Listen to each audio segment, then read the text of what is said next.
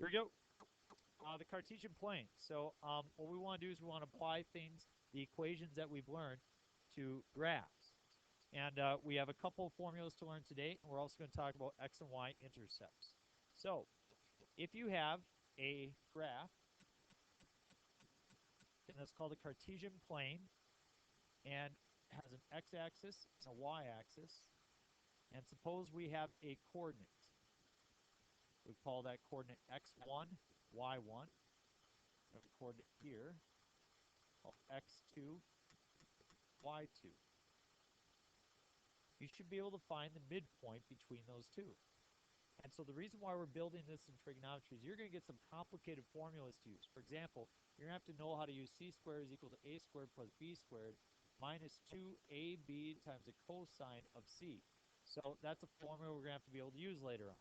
Okay, a quadratic formula.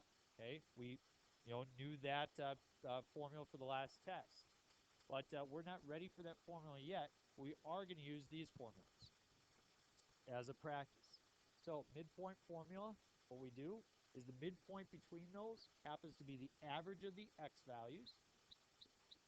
So x1 plus y1, well, I'm sorry, x1 plus x2 divided by 2. That's the x value of your midpoint, comma, the y value is y1 plus y2 divided by 2.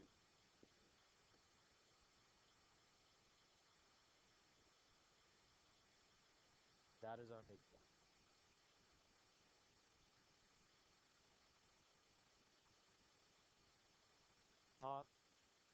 Might.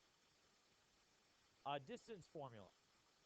The way we find the distance is we use this formula. Distance is equal to the square root of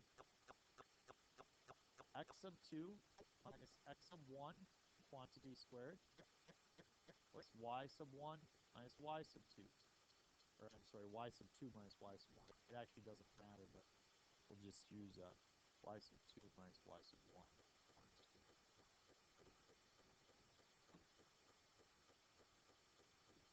Yep. This would have been really from your geometry days, probably. You saw it most. But the idea is if I have this length, that's a distance. And what happens is x sub 2 minus x sub 1, that tells us this distance. And we square it. That tells us y distance. And we square it. What shape does that make?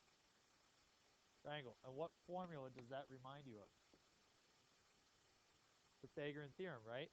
A squared plus b squared is c squared, or x squared plus y squared is d squared. You can see we square root the whole result. The distance formula is the same thing as the Pythagorean theorem. Okay, it really is. And all of trigonometry is centered around the Pythagorean theorem. Okay? This will be our first introduction to it. Okay? So let's do example 1. It says plot the following points, find the distance between them, find the midpoint of the segment joining them. Okay? So quick, make just a little sketch.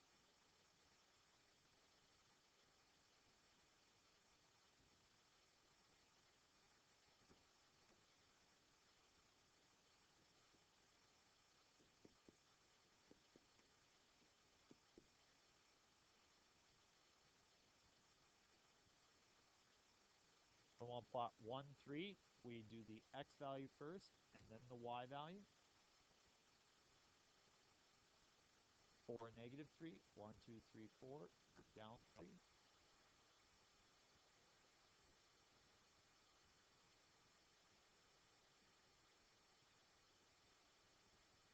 And as you write out the points, it's x1, y1, and then x2, y2. So let's use our formula. What's x1 plus y1? I'm sorry, x1 plus x2. 5 over 2, comma. What is y1 plus y2? 0. So you can leave it as 5 halves or write it as 2.5. And then what's 0 divided by 2? 0. So as you consider this segment right there, does it make sense that 2.50 would be approximately the midpoint by looking at your graph? Yeah. Let's also find the distance. And we're not going to do B. I haven't given much space here, so I'm going to use some of that space for this problem. Distance is equal to the square root of, and use my formula. What's x sub 2? 4 minus x sub 1. X sub 1 is 1. Square that. Plus y sub 2, negative 3, and y sub 1, 3.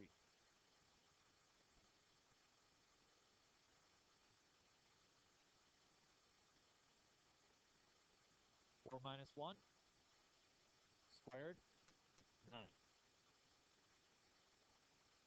When you square something, it will always end up positive, right? That's the biggest mistake made here, people. If on your calculator you type in negative 3 squared, what do you give you take negative 3 times negative 3? 9. You do this, you get negative 9. Because it's just squaring the 3 and then multiplying by negative 1. You'd have to do parentheses, negative 3 squared. That's the difference. Okay? All right. So, what is negative 3 minus 3? Negative 6 squared, 36. What's 9 plus 36? 45. Can I leave my answer as the square root of 45? There's a perfect square that divides evenly into 45. What is it? 9 and 5. So we'll have 3 roots of 5. Now, do you understand why we reviewed our operations with radicals? Yes. Okay. All right, so we have our plot, we have our midpoint, we have our distance. Okay, we have those 3 things. Go ahead and do letter C on your own. We'll skip B and just do C. Again, sorry I didn't give you a whole lot of space. You can use kind of the space below here if you want.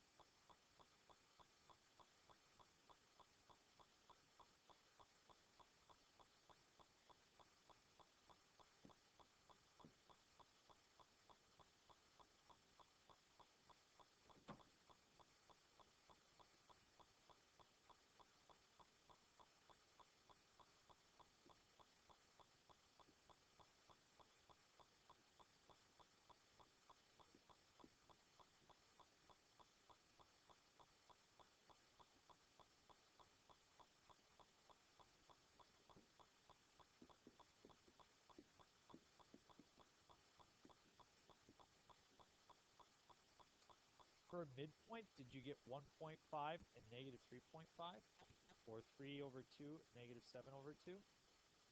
Okay, but I'm going to work out the distance formula here so you can check to see.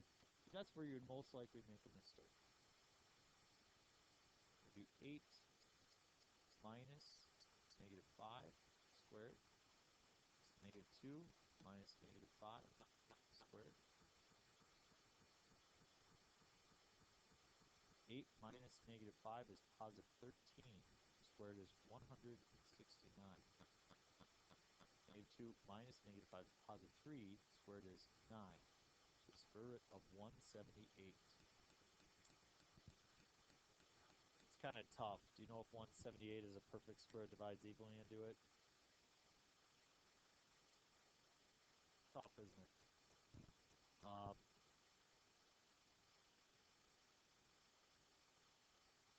don't think it does. Oh, I'll just leave 1 square root 178, okay? If it's an obvious one, please reduce it. In that situation, 178, okay? Good to go? So if I ask you questions on midpoint, plotting, and distance formula, could you do that today? Okay, then we just have one other skill we want to learn, and I can give you a short assignment, and we'll look over your test. And that is finding X and Y intercepts. So, if I create a graph right here,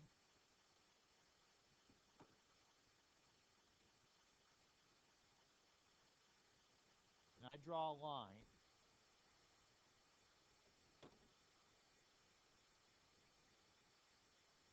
can somebody describe for me where the X-intercept is?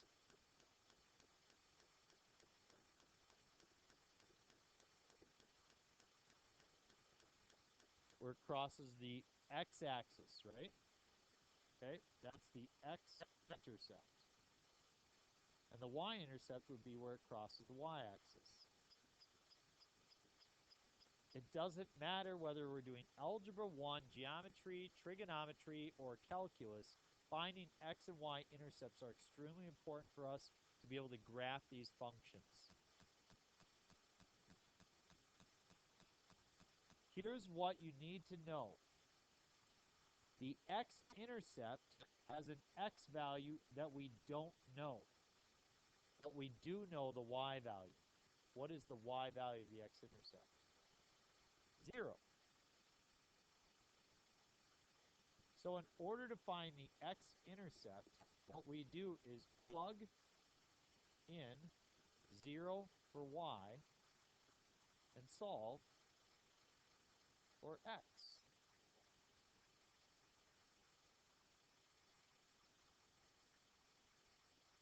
Does that make sense conceptually? Are you able to tie the graph and the coordinate to the algebra? Same thing for the Y-intercept. It has a Y value, but we don't know the, we don't know the Y value, but the X value is 0. So you have a coordinate of 0, Y. Plug in 0 for X and solve for Y.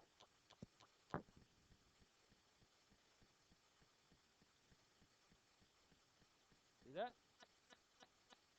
Okay, let's try a couple examples of that.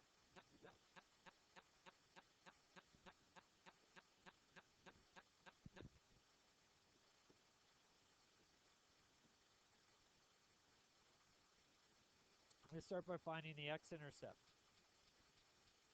We're going to plug 0 in for. Plug in 0 for Y. So my new equation is 0 equals 3x minus 6. How do I solve that equation? It's a linear equation. Add the 6. 6 is equal to 3x. Divide by 3. X is 2. All right. How do I find the Y-intercept? I plug in 0 for x. So your equation would be y is equal to 3 times 0 minus 6. What is 3 times 0 minus 6? Negative 6. There's your x and your Y-intercept. Once you know that, it would be very easy to graph, wouldn't it? You just plot the X-intercept and the Y-intercept, and you graph it. Okay.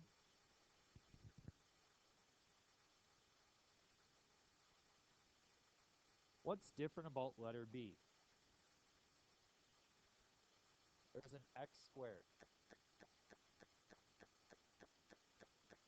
Find the X-intercept.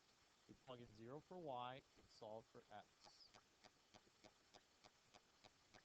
Now, you guys have learned this from your previous unit. None of it goes away. What degree is this equation? What's the highest degree? 2, so how many solutions will you have? So you'll have to have 2 solutions. So this crosses the x-axis more than once. So you think of a shape that crosses the x-axis more than once. A parabola. This is a parabola. It will cross more than once. So we have three ways of solving these. We can either factor it or use a quadratic formula or try to solve by getting rid of the squares. So I'm going to factor. How does this factor?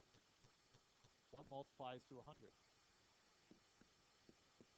And what multiplies to x squared? And it's the difference of two squares, isn't it?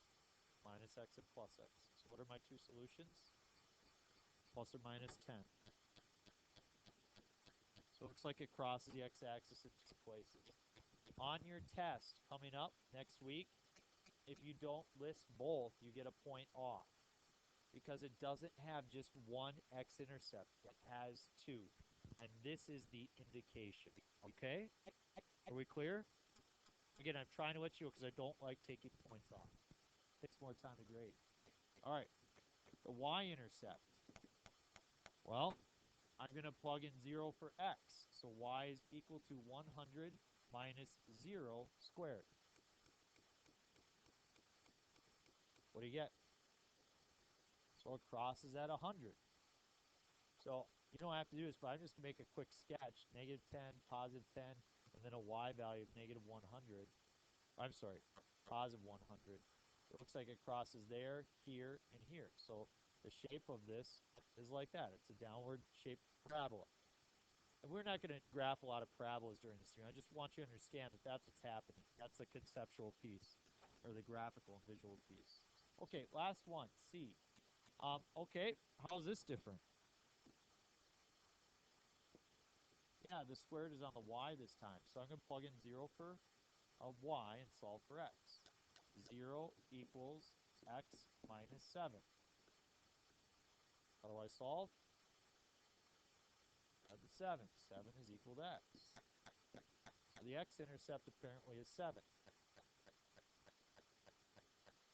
For the y-intercept, I would take 0 and plug it in for x. So y squared is equal to negative 7. Uh-oh. What's wrong with that?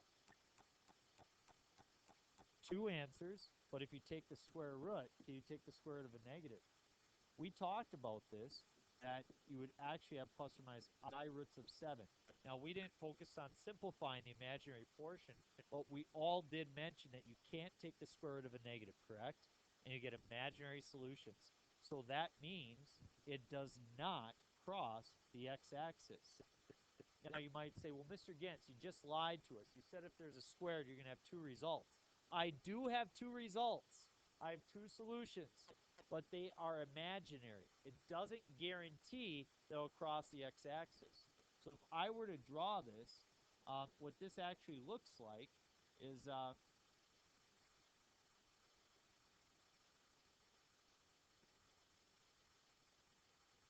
it's actually a horizontal parabola is what it looks like. It goes like that. It doesn't ever cross the y-axis. Does it cross the x-axis? Yeah, it's 7. Okay? Again, we're not going to focus on graphing these, but you should be able to do the math to understand the X and Y-intercepts. Fair game? Okay, so that's going to be it. Tomorrow, we'll talk about the formulas for circles. That's going to be a very new learning piece for us, but that's all we're going to do is just focus on circles. And then after that, we're going to focus on lines on Thursday. Okay? And you guys have all learned how to graph and write equations for lines. And then after that, we'll focus on having transformations of graphs where we have shifts and movements. So that'll put us to right about probably next week, Thursday, for a test, okay? So I'll be coming up a little bit quicker, but we don't really have as much content. After that, we get right into the trigonometry, okay? Fair enough? All right, I'll give you your sign. So again, there's 6 problems here for plotting distance and midpoint, and then 6 more problems for X and Y-intercepts. You should be able to get a good start on that. I'm going to put together your scores for the test. You guys can all do that, and before the end of the hour, I'll enter your stuff, okay?